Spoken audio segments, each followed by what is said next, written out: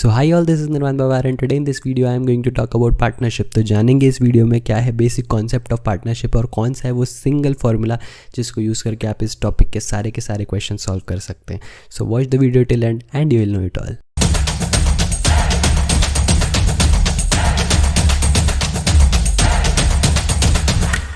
So let's get started with the basic concept of partnership. तो सबसे पहले समझ लेते हैं कि पार्टनरशिप का मीनिंग क्या है, राइट? बिकॉज जब मैं पार्टनरशिप को समझ लूँगा एक बार, जब मुझे उसका कॉन्सेप्ट समझ में आ जाएगा तो बहुत ही आसानी के साथ मैं इसके सारे क्वेश्चन सॉल्व कर पाऊँगा। तो सबसे पहले to understand what is a partnership, let's look at the definition of this thing. समझना इस बात को, if two or more persons jointly run a business, right? दो या दो से ज़्यादा लोग जब साथ में मिलके एक धंधा चला रहे हैं, कोई बिजनेस है जो साथ में मिलके चला रहे हैं, then they all are called as partners, है ना? तो आपने सुना होगा बहुत बार कि ये person A and person B ये बिज़नेस पार्टनर है ना? ये चार लोग जो है, ये जो चार फ्रेंड्स हैं ये पार्टनर्स है, किसी स्टार्टअप में पार्टनर्स है। तो बेसिकली पार्टनर होने का मीनिंग क्या है? पार्टनर होने का मीनिंग ये है कि वो लोग मिलकर एक बिज़नेस या एक धंधा जो है वो चला रहे हैं, राइट? तो that is what is known as partners. और जो डील इनके बीच में चल रही है, जो साथ में मिल के लोग काम कर रहे हैं, that itself is known as partnership. सही है?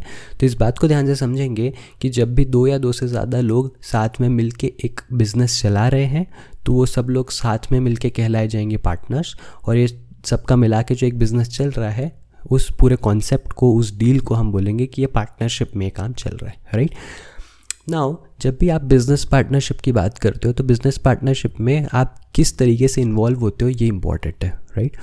इसका मतलब ये हुआ कि जितने भी लोग मिल के एक बिज़नेस को चला रहे हैं, उसका प्रॉफिट या लॉस जो भी कुछ होगा, वो उनका कितना शेयर किसका होगा, ये डिसाइड करना बहुत इंपॉर्टेंट फैक्टर है, राइट?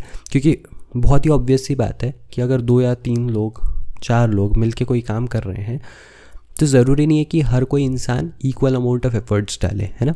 किसी के पास में कोई हो सकता है पार्ट टाइम बेसिस पे उसमें इन्वॉल्व हो, कोई हो सकता है फुल टाइम बेसिस पे इन्वॉल्व हो, कोई हो सकता है किसी की एक्सपर्टीज़ ज़्यादा हो, किसी का कोई एक पर्टिकुलर फील्ड, उसका जो नीश है उसकी स्ट्रेंथ हो, है ना? तो बेसिकली इसलिए हर किसी का जो शेयर है उस पर्टिकुलर बिजनेस में वो ज़रूरी नहीं है कि इक्वल होगा, राइट?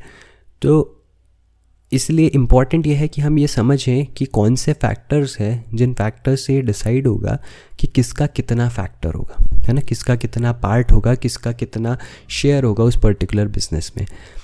तो इन्वॉल्वमेंट इन बिजनेस आप दो बेसिक पैरामीटर्स के बेसिस पे इवैल्यूएट कर सकते हो, है ना? तो आपका जो भी प्रॉफिट या लॉस आपकी कंपनी, आपका बिजनेस मिल बनाएगा टोटली, उसका कितना शेयर आप लोगों में किस तरीके से डिवाइड होगा, ये मेजरली दो फैक्टर्स पे डिपेंड करेगा।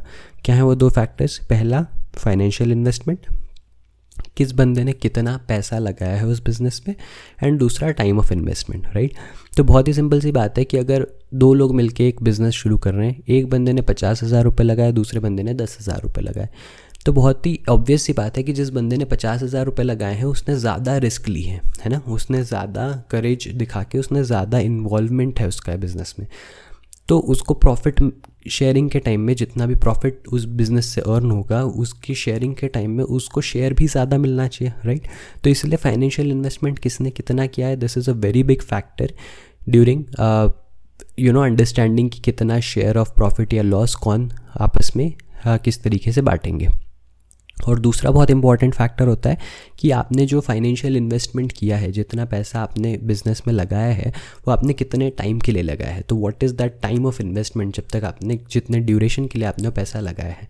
अगेन द सेम एग्जांपल, जैसे दो लोग हैं, एक बंदे ने 30,000 रुपये लगाए, दूसरे बंदे ने भी 30,000 रुपये लगाए, लेकिन पहले बंदे ने 6 महीने तक लगाए, दूसरे बंदे ने 4 महीने बाद ही पैसे निकाल लिए। तो क्या हुआ कि जिसने उस बिज़नेस में ज़्यादा टाइम के लिए इन्वेस्टमेंट रखा, उसका शेयर ऑफ कोर्स ज़्यादा बनेगा। सही है? तो इसलिए ये दो मेजर फैक्टर्स हैं जिनके बेसिस पे आप प्रॉफिट या लॉस का परसेंटेज कैलकुलेट कर सकते हो। This is the very easiest part, है ना? जो बहुत ही बेसिक एक फॉर्मेट है जिस पे बिज़नेस चलता है, सिर्फ पैसा लगा के और अपना टाइम दे के आप लोग जो बिज़नेस चला रहे हो उसका शेयरिंग का ये बेसिक फंडामेंटल फिनोमिना है ना। इसके अलावा अगर आप कॉम्प्लेक्स बिजनेस में एक्चुअल में अगर आप बिजनेस में एंटर करोगे, स्टार्टअप में एंटर करोगे, तो इसके अलावा भी बहुत सारे फैक्टर्स होते हैं, लेकिन वो हम यहाँ पे कंसिडर नहीं कर रहे। फिलहाल हम लोग सिर्फ कि किसने कितना पैसा लगाया और कितने टाइम के लिए लगाया, उसी बेसिस पे हम सारा का सारा प्रॉफिट या लॉस का शेयरिंग परसेंटेज कैलकुलेट करेंगे, राइट है। And having understood this thing, now it's time for some NSKLL। एक अकेला फॉर्मूला, जिस फॉर्मूला के बेसिस पे आप कैलकुलेट कर पाओगे कि आपके जो भी 2 शेयर होल्डर्स है, जो 2 इन्वेस्टर्स है, उनका प्रॉफिट या लॉस परसेंटेज कितना होगा, है ना। तो ये कैलकुलेट जब भी कभी आपको करना है तो सिर्फ एक वो फॉर्मूला है जिसके बेसिस पे आप कैलकुलेट कर सकते हो। और ये भी कोई रॉकेट साइंस नहीं है, दुनिया के बाहर की चीज़ नहीं है, बहुत ही सिंपल सी चीज़ है। आप लॉजिकली समझ के देखो कि मैंने आपको बताया कि 2 फैक्टर्स पे आपका प्रॉफिट एंड लॉस जो भी है, ये आपका बिजनेस में इन्वॉल्वमेंट है, वो 2 फैक्टर्स पे डिपेंड करेगा। एक, आपने कितना पैसा लगाया, दूसरा आपने कितने टाइम के लिए वो पैसा लगाया। आपका जो प्रॉफिट या लॉस का शेयरिंग परसेंटेज होगा वो इन दोनों फैक्टर्स के साथ कैसे रिलेशन में होना चाहिए? ऑफ कोर्स डायरेक्ट रिलेशन में, है ना।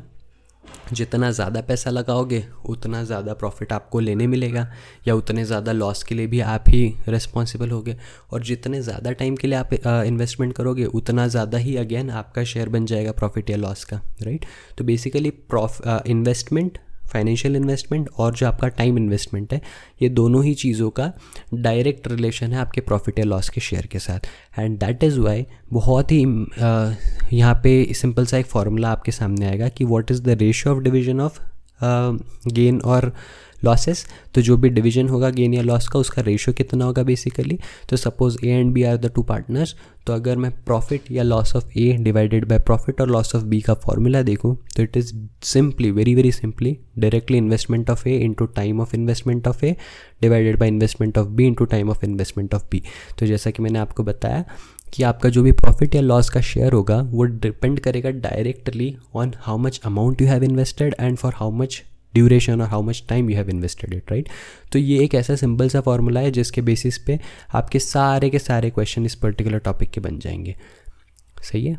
तो नेक्स्ट वीडियो में जब हम आएंगे और हम इस टॉपिक के क्वेश्चंस देखेंगे तो आप देखोगे कि आपका हर एक क्वेश्चन सिर्फ इस एक सिंगल फार्मूला से बन जाएगा, जहाँ पे आपको बस ये याद रखना है कि आपका प्रॉफिट या लॉस का जो भी शेयर है वो डायरेक्टली प्रोपोर्शनल हो जाएगा आपने कितना इन्वेस्टमेंट किया है और कितने टाइम के लिए इन्वेस्टमेंट किया है, सिर्फ इन 2 फैक्टर्स के बेसिस पे, राइट। सो आई होप आप लोगों को पार्टनरशिप का बेसिक कॉन्सेप्ट समझ में आया होगा और ये जो 1 मैन आर्मी वाला एक फॉर्मूला है ये भी समझ में आ गया होगा।